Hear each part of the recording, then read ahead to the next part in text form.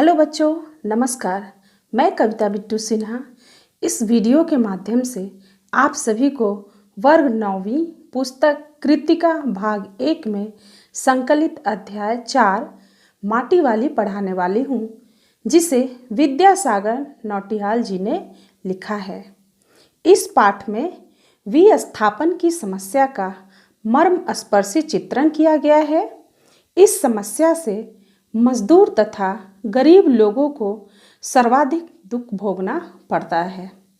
इसी संदेश को नौटियाल जी ने बड़े ही वेदना भरे शब्दों से हमारे समाज के समक्ष प्रस्तुत किया है। तो आइए चलते हैं कहानी की ओर। लेकिन बच्चों, कहानी पढ़ने से पूर्व मैं आप लोगों को विद्यासागर नौटियाल जी का जीवनी बताना चाहूँगी, जो इस प्रकार है। विद्यासागर नौटियाल जी का जीवन परिचय। सुप्रतिष्ठित कथाकार लेखक विद्यासागर नौटियाल का जन्म माली देवल गांव टिहरी गढ़वाल उत्तरांचल में हुआ और इन्होंने उच्च शिक्षा काशी विश्वविद्यालय वाराणसी से प्राप्त की। पहाड़ी जीवन, विशेषकर टिहरी गढ़वाल के जीवन यथार्थ के कुशल चितेरे नौटियाल जी की कथा भाषा में ग्राम्यांचल की मिट्टी की सुवास रची बसी है। नौटियाल जी की प्रमुख कृतियां हैं टिहरी की कहानियां, सुच्ची डोर जो एक कहानी संग्रह है, उलझते रिश्ते, भीम अकेली, सूरज सबका है, उत्तर बायां है, झुंड से बिछुड़ा जो एक उपन्यास है, मोहन गाता जाएगा, आत्मकथ्य आदि। बच्चों, अब हम बात करते हैं माटी वाली कहानी का सारांश के बारे में। टिहरी में भागीरथी नदी पर बहुत बड़ा बांध बना है, जिसमें पूरा टिहरी शहर और उसके पास के अनेक गांव डूब गए।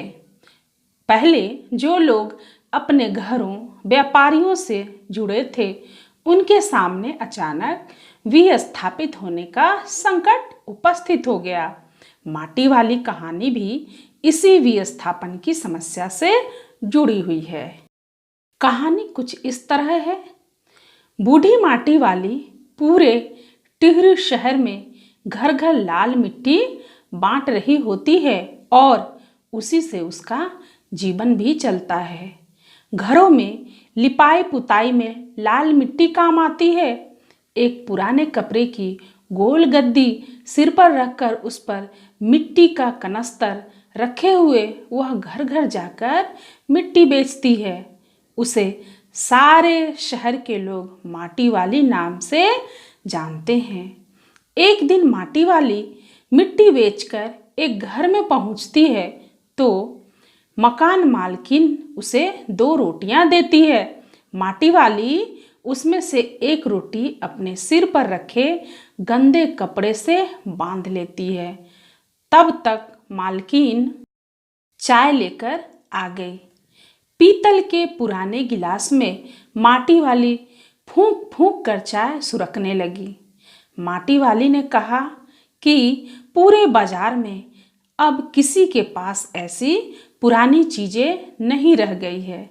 जिस पर मालकिन ने कहा कि यह पुरखों की चीजें हैं, न जाने किन कष्टों के साथ इन्हें खरीदा गया होगा।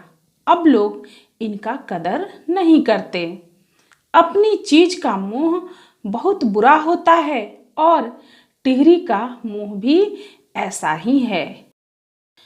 कहानी के इस प्रसंग में माटी वाली का दर्द छुपा हुआ है, जो वो बयां कर रही है।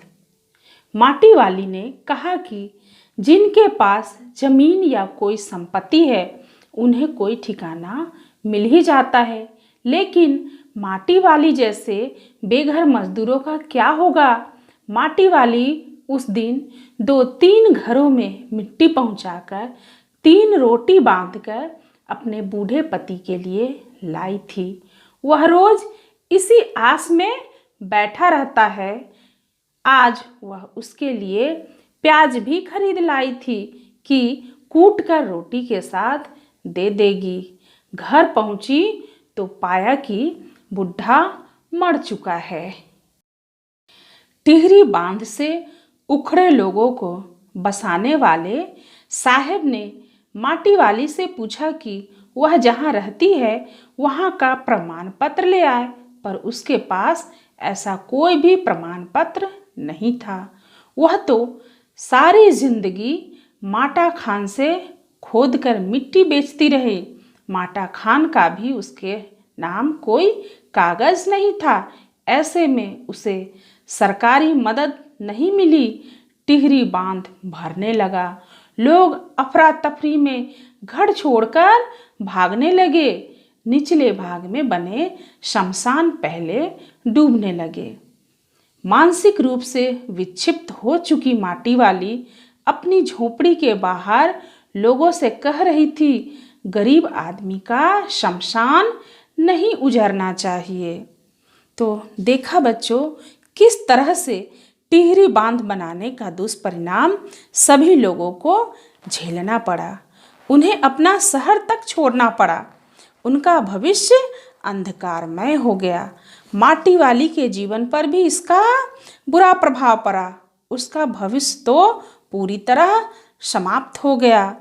जिनके पास जमीन जायदाद थी उन्होंने कागज दिखाकर कुछ मुआवजा ले लिया, लेकिन माटी वाली के पास तो कुछ भी नहीं था।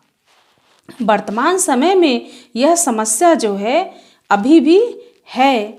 सरकार थोड़ा मुआवजा थमाकर अपने कर्तव्य की इतिश्री कर लेती है। तो बच्चों, इसी के साथ माटी वाली कहानी समाप्त होती है। धन्यवाद बच्चों।